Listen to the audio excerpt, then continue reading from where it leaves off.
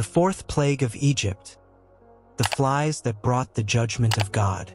Have you ever stopped to think what it would be like to be inside your house and see the walls start to shake with the sound of thousands of wings? What if you tried to breathe and found that your air was being stolen by clouds of insects? And if it wasn't possible to escape, why wasn't there anywhere they weren't? This is not a made-up horror story. This happened. It was real. It happened in ancient Egypt, at a time when a man's pride confronted the will of God.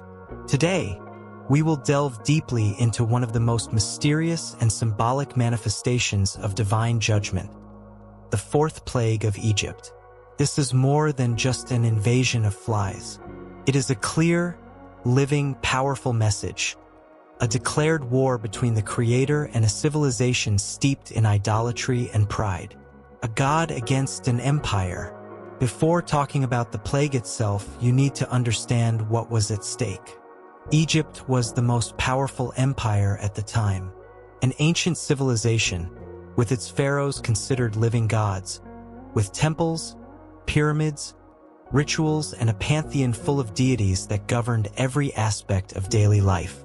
They controlled rivers, animals, fertility, death, the sun, the underworld. And in the midst of this proud nation, there was a people, the Hebrews, who were treated like slaves. For centuries they had served Egypt. Now God decides to free them, but it wouldn't be silently. It would be with signs, with judgment, with confrontations. The first 3 plagues had already happened. The Nile, the pride of the Egyptians, turned into blood. Frogs came out of the river and invaded the houses. Afterwards, an infestation of lice covered men and animals. But Pharaoh, even seeing all this, refused to recognize the God of Israel. And then comes fourth plague, and everything changes scale. Exodus 8 verses 20 to 32.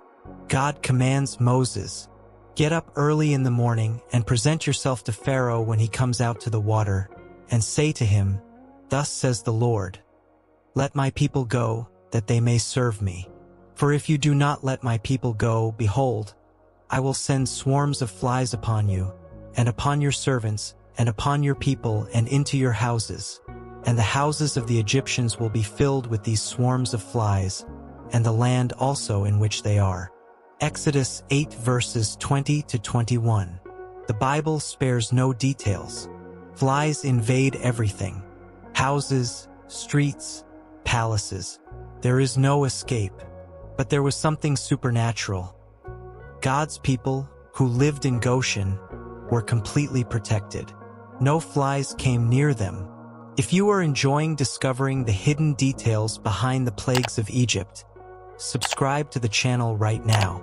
Here, you will see the Bible like you have never shown it. Leave your comment and share with those who need to know the truth behind the sacred texts. But what flies were these? The original word used for flies is arias, a Hebrew term indicating a mix of flying creatures, not necessarily the common flies we know. Some scholars believe that the term describes carnivorous or even predatory insects, perhaps sacred beetles from Egypt, or flies that fed on flesh, destroying everything they passed. Imagine a swarm as dense as smoke, black as night, invading every space, with deafening buzzing sounds, painful bites, contaminating food, injuring people, destroying crops.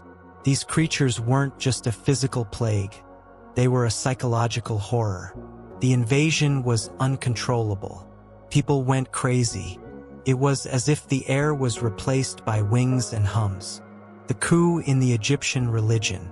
What few realize is that each plague was a direct affront to an Egyptian deity. In the case of the fourth plague, the target was the god Khepri, represented by a scarab, considered a symbol of renewal, sunrise, creation. The scarab was sacred in Egypt. It was used as an amulet. It was carved into stones and seals. And now what was sacred became a curse. God was not only freeing his people, he was humbling the false gods before the entire nation. Pharaoh is desperate. but not repentant. After being suffocated by the swarms, Pharaoh gives in. Go, sacrifice to your God in this land. Exodus 8 verse 25. But Moses knew this was a trap. The worship of God required separation, obedience, and faith. Sacrificing in Egypt, a pagan land, would be offensive. God wanted complete obedience. Then Pharaoh says, I will let you go. Just don't go too far. Pray for me too. Pharaoh's heart seemed to soften, but it was an illusion. Moses prays, the plague is removed, and Pharaoh turns back. Once again, Pharaoh hardened his heart this time. Exodus 8 verse 32. How many times do we do the same? In the face of pain, we ask for help. But when everything passes, we forget the lesson. The fourth plague is a direct reflection of the human soul. Quick to ask, slow to obey. A lesson that transcends the centuries. This plague was not just physical punishment. It was a clear message sent to all of us. And she still screams today, there is no empire that can resist the voice of God. There is no religion that hides the truth. There is no hard heart that doesn't need breaking. If you followed this story to the end, my sincere thank you very much. May you never get used to sacred texts read superficially. May each narrative like this take you deeper into faith, reflection, and understanding. Subscribe to this channel right now. Here, biblical stories gain life, depth, and context. Leave your comment. Do you think God still speaks to the world so directly today? Like, share and activate the bell so you don't miss any new revelations. See you in the next video. And remember, the God of plagues is the same God of mercy. The choice is ours: harden our hearts like Pharaoh, or open our eyes like someone who wants to be free.